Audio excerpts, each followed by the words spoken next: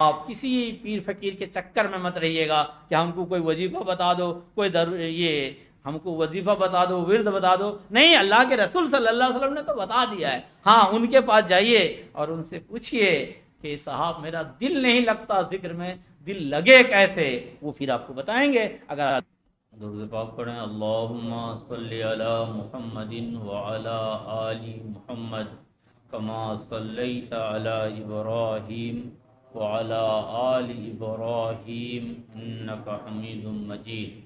اللہم بارک علی محمد وعلی آل محمد کما بارکت علی ابراہیم وعلی آل ابراہیم انک حمید مجید.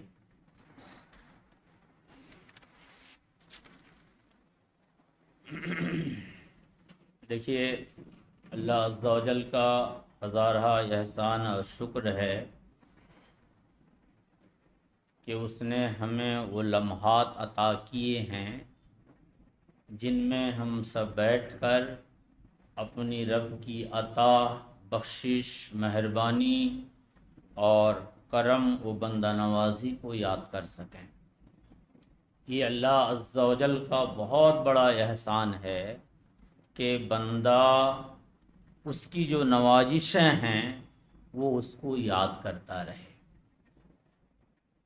ایسا دور جہاں نفسا نفسی ہو، دنیا غالب ہو، شہوات کا بول بالا ہو، ہم غفلت کے شکار ہوں، ایسے موقع پر اگر ہمیں ایسے لمحات ملتے ہیں، ایسی گھڑیاں ملتی ہیں جس میں ہم خدائے عز و جل کی کبریائی بیان کر سکیں، رسول اللہ صلی اللہ علیہ وآلہ وسلم پر درود پڑھ سکیں اور اپنی بے بسی، بے کسی، محتاجی کو اپنے کریم رب کے پاس رکھ سکیں، اور ساتھ ہی اپنے جرائم، اپنی خطائیں، اپنے گناہوں پر شرمندہ ہو سکیں، تو سمجھیے زندگی کا یہ بہت خوبصورت ترین لمحہ ہے، زندگی کا بہترین ترین لمحہ ہے. آج کوئی جمعہ کا دن نہیں ہے یا عید کا دن نہیں ہے. ہم صرف اس لیے حاضر آئے ہیں، اکٹھا ہوئے ہیں کہ کچھ دیر تک بیٹھ کر دل میں سکون پیدا کریں، اطمینان حاصل کریں. اور دل کو اس وقت سکون ملتا ہے جب بندہ جس نے دل کو بنایا ہے، دل اس کے لیے لگا دیتا ہے.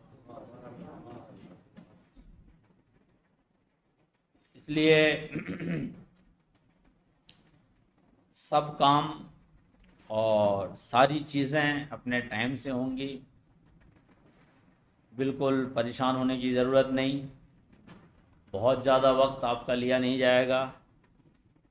ابھی 12:20 ہو رہا ہے. انشاءاللہ ظہر کی نماز پڑھ کر ہم صلاۃ و سلام بھی پڑھیں گے، فاتحہ بھی کریں گے. ٹھیک ہے؟ اور ظہر کی اذان ہوگی 1:15. ٹھیک ہے؟ ذکر میں، یاد الہی میں جو سب سے بڑی چیز ہے وہ دل جمعی ہے، دلچسپی. جب آپ کسی چیز کو دل جمعی اور دلچسپی کے ساتھ کریں گے تو اس کا اثر پائیں گے، اس کے نتیجے ملیں گے اور اس کے فوائد اور برکتیں سمجھ میں آئیں گی. جب بھی کوئی کام کیجئے دل سے کیجئے. دنیا میں بھی اگر ہم کسی کے ساتھ دوستی کرتے ہیں اور دل سے کرتے ہیں تو وہ دوستی کی قدر کرتا ہے، ورنہ کہتا ہے صاحب یہ تو دکھاوے کی ہے، منافقت کر رہا ہے. تو جب دنیا میں یہ چلن میں ہے تو اللہ عز و جل ہمارے دل کو جانتا ہے. دعا کیجئے کہ اللہ عز و جل ہمارے دل کو پاک صاف کر دے. قرآن مقدس کی جو آیت میں نے پڑھی اس کا مطلب ہے، اللہ کریم فرماتا ہے یا ایھا الذین آمنوا اذکروا اللہ، اے ایمان والو اللہ کو یاد کرو. اے ایمان والو اللہ کو یاد کرو، ذکراً کثیرا، بہت زیادہ یاد کرو، کیونکہ اللہ عز و جل نے بہت زیادہ نوازش کی ہے، بہت زیادہ مہربانی کی ہے. ہم کسی لائق نہیں تھے، اس نے بہت ساری چیزوں سے نواز رکھا ہے۔ تو جب اللہ عز و جل کا ہم پر احسان بہت زیادہ ہے، مہربانی بہت زیادہ ہے، کرم نوازی بہت زیادہ ہے، عطائیں اور بخششیں بے شمار ہیں، تو ہم کو بھی اس کو بہت زیادہ یاد کرنے کی کوشش کرنی چاہیے۔ یا ایھا الذین آمنوا اذکروا اللہ، اے ایمان والو اللہ کو یاد کرو، ذکرًا کثیرا، بہت زیادہ یاد کرنا۔ اور فقط یہی نہیں، جب بھی ہم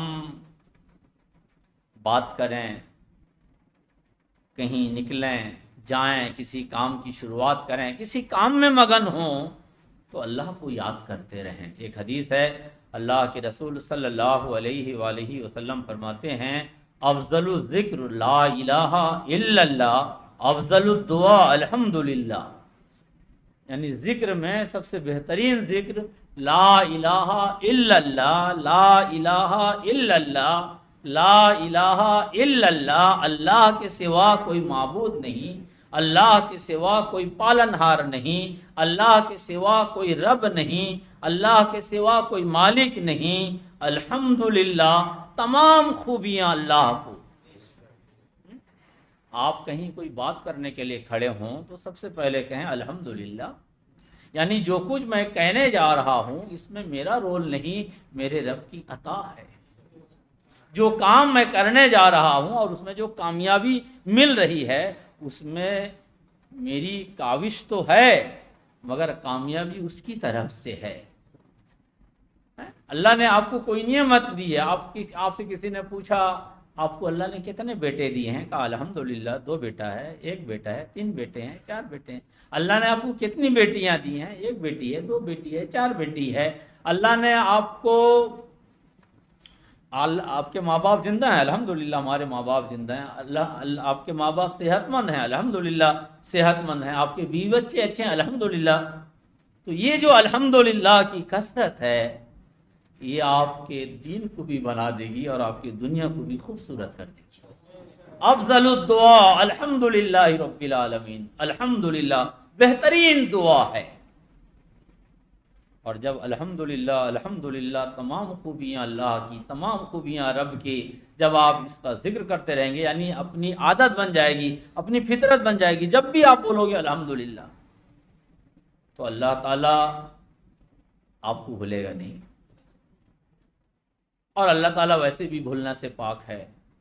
تو اللہ عز و جل اگر آپ کو یاد کر لیا تو زندگی بن گئی۔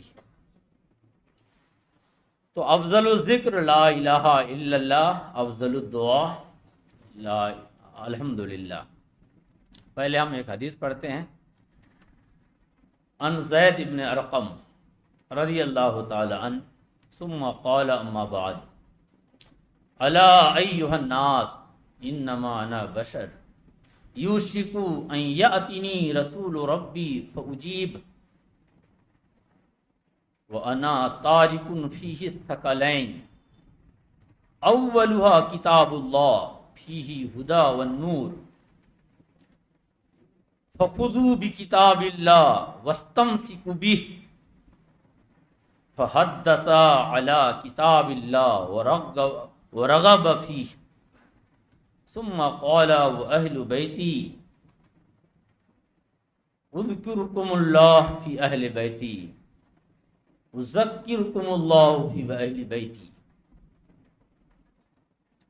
محرم، اہل بیت، عاشوراء، بہت سی گفتگو ہو چکی ہیں، اور اللہ نے زندگی دی تو جب تک جئیں گے اہل بیت کو یاد کرتے رہیں گے اور عاشوراء مناتے رہیں گے۔ زید ابن ارقم رضی اللہ تعالیٰ عنہ جلیل القدر باوقار صحابی کا نام ہے۔ وہ کہتے ہیں نبی کریم صلی اللہ تعالیٰ علیہ وآلہ وسلم کے ساتھ ہم لوگ تھے، ایک مقام پر آپ ٹھہرے اور مجمع کے طرف مخاطب ہو کر آپ نے فرمایا، الا ایھا الناس، خبردار اے لوگو، انما انا بشر، بے شک میں بھی ایک انسان ہوں، انما انا بشر بے شک میں بھی ایک انسان ہوں، یوشکو ان یاتی رسول ربی فاجب، ان قریب میرے پاس رب کا پیغام آئے گا اور مجھے قبول کرنا ہے، یعنی موت کا فرشتہ آئے گا اور مجھے لبیک کہنا ہے، ان قریب رب کا پیغام آئے گا اور مجھے قبول کرنا ہے۔ وَأَنَا تَارِكٌ فِيهِ الثَّقَلَيْنِ، اے لوگو میں تم میں دو چیزیں چھوڑے جا رہا ہوں، انا تارکن فی الثقلین، ہم تم میں دو چیزیں میں چھوڑے جا رہا ہوں، اولہما کتاب اللہ، پہلی چیز اللہ کی کتاب قرآن مجید، فیہ الہدی والنور، یہ وہ کتاب ہے جس میں ہدایت ہے، نورانیت ہے،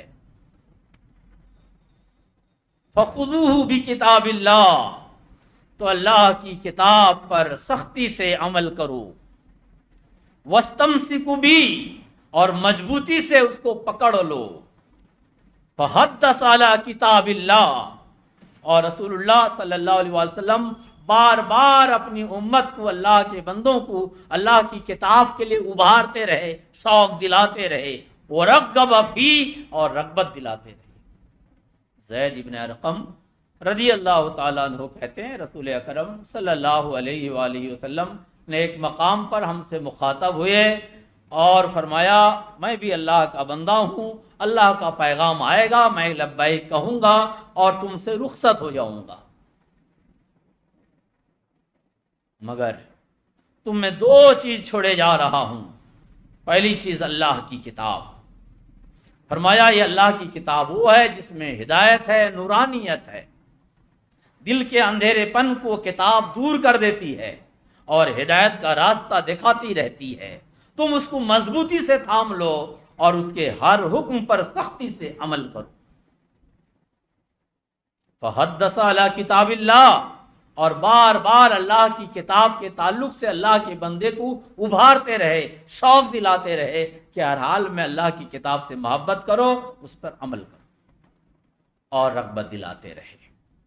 ثم قال واہل بیتی، پھر فرمایا اور میرے اہل بیت، اذکرکم اللہ، اور میں اپنے اہل بیت کے بارے میں تمہیں اللہ کی یاد دلاتا ہوں، اور میں اپنے اہل بیت کے بارے میں تمہیں اللہ کی یاد دلاتا ہوں، یعنی اللہ تعالیٰ کو یاد رکھنا اور اہل بیت کی سیرت پر عمل کرنا، سنت پر عمل کرنا، ان کی زندگی کو اپنی زندگی کا زیور بنانے کی کوشش کرنا، ان کی پیروی کرنا، ان کی اتباع کرنا اور ان سے دل سے محبت کرنا۔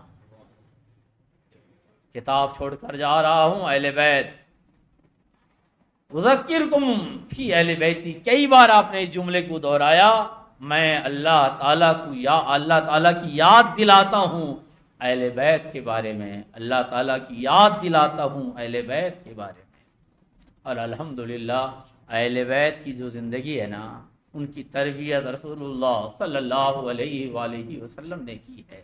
کتاب میں رب نے کیا حکم دیا وہ رسول اللہ صلی اللہ علیہ وسلم سے بہتر کون جان سکتا ہے، اس لیے رسول اللہ صلی اللہ علیہ وسلم کی تربیت سے بہتر کس کی تربیت ہو سکتی ہے؟ تو جن ہستیوں کی تربیت رسول اکرم صلی اللہ علیہ وآلہ وسلم نے کی ہے، ان ہستیوں سے چپک جاؤ، ان ہستیوں کو مضبوطی سے پکڑ لو، ان ہستیوں کے نقش قدم کو اپنا لو، ان کی پیروی کرو، دنیا بھی اچھی ہو جائے گی، دین بھی خوبصورت ہو جائے گا۔ یہ اہل بیت کے تعلق سے ایک بات تھی، اور دو حدیث ذکر کے بارے میں سن لیتے ہیں، پھر ہم لوگ ذکر میں لگ جاتے ہیں انشاءاللہ۔ ان ابی موسیٰ اشعری رضی اللہ تعالی عنہ، مثل الذی یذکر ربہ والذی لا یذکر مثل الحی والمیت۔ حضرت ابو موسیٰ اشعری رضی اللہ تعالی عنہ صحابی مصطفیٰ ہیں، وہ کہتے ہیں کہ اللہ کے رسول صلی اللہ علیہ وآلہ وسلم نے بیان فرمایا، وہ لوگ جو اپنے رب کو یاد کرتے ہیں، رب کا ذکر کرتے ہیں، والذی لا یذکر، اور وہ لوگ جو اپنے رب کو یاد نہیں کرتے، رب کا ذکر نہیں کرتے، مثل الحی والمیت، ان کی مثال زندوں کی اور مردوں کی ہے۔ ایک زندہ آدمی کتنا کام کا ہوتا ہے اور مردہ آدمی ہمارے لیے کتنا عبث ہوتا ہے، وہ ہم میں سے کسی سے ڈھکا چھپا نہیں۔ وہ جو اللہ کو یاد کرتا ہے وہ زندہ کی طرح ہے کہ وہ خود بھی اپنے آپ کو فیض یاب کرتا ہے اور اس سے دنیا بھی فیض اٹھاتی ہے، اور وہ جو مردہ ہے وہ صرف قبرستان کے لیے ہے۔ تو وہ لوگ جو اپنے رب کو یاد کرتے ہیں، ابھی ہم رب کو یاد کریں گے، اس ذکر کے لیے بیٹھے ہیں، اور عاشورہ کا دن ہے، محرم الحرام کی 10ویں تاریخ ہے، اور محرم چاند کے اعتبار سے سال کا پہلا مہینہ ہے، اور اس میں ہمارا اجتماع ہے۔ عہد کیجئے کہ ہر حال میں اپنے رب کو یاد کریں گے، اور رب کو یاد کرنے کا سب سے بہترین طریقہ جو اللہ اور اللہ کے رسول نے عطا کیے ہیں 5 وقت کی نماز۔ ان جابر رضی اللہ تعالی عنہ قال رسول اللہ صلی اللہ علیہ وآلہ وسلم افضل الذکر لا الہ الا اللہ و افضل الدعاء الحمدللہ۔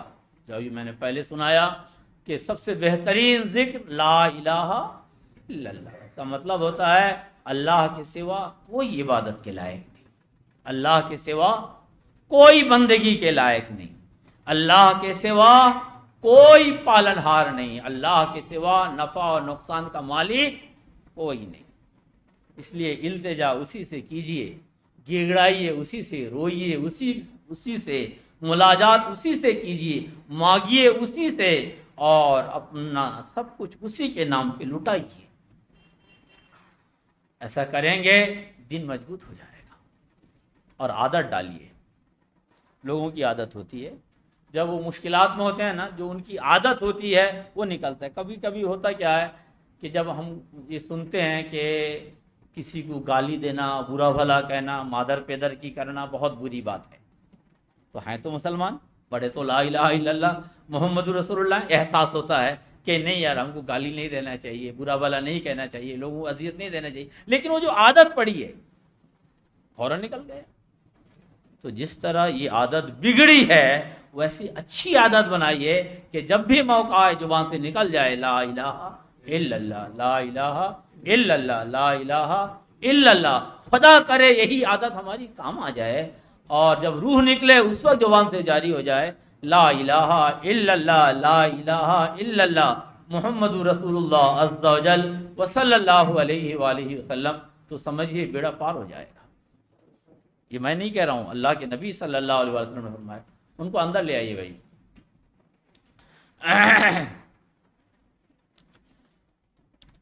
حضرت موسیٰ علیہ السلام اللہ کے جلیل القدر پیغمبر ہیں۔ موسیٰ علیہ السلام رب کے پیارے بھی ہیں، ویسے ہر نبی رب کے پیارے ہیں۔ موسیٰ علیہ السلام خدا سے سیدھا سیدھا بات کر لیا کرتے تھے، کلیم اللہ ہیں۔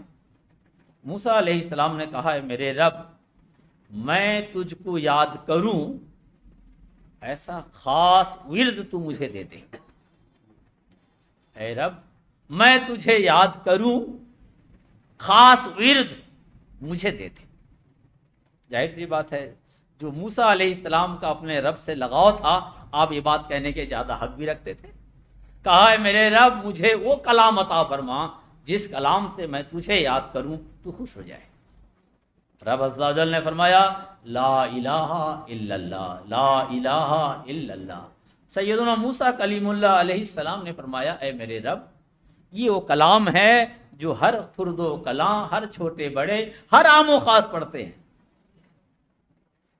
ہمارا جو کلمہ ہے نا وہ آدم علیہ السلام سے یہی ہے، لا الہ الا اللہ، لا الہ الا اللہ۔ ہاں انبیاء علیہ السلام کے نام جڑتے گئے ہیں، لا الہ الا اللہ، آدم صفی اللہ، لا الہ الا اللہ، موسیٰ کلیم اللہ، لا الہ الا اللہ، نوح نجی اللہ، لا الہ الا اللہ، عیسیٰ روح اللہ، لا الہ الا اللہ، محمد رسول اللہ عز و جل و صلی اللہ علیہ وآلہ وسلم۔ تو لا الہ الا اللہ وہ تو ہمیشہ رہا ہے۔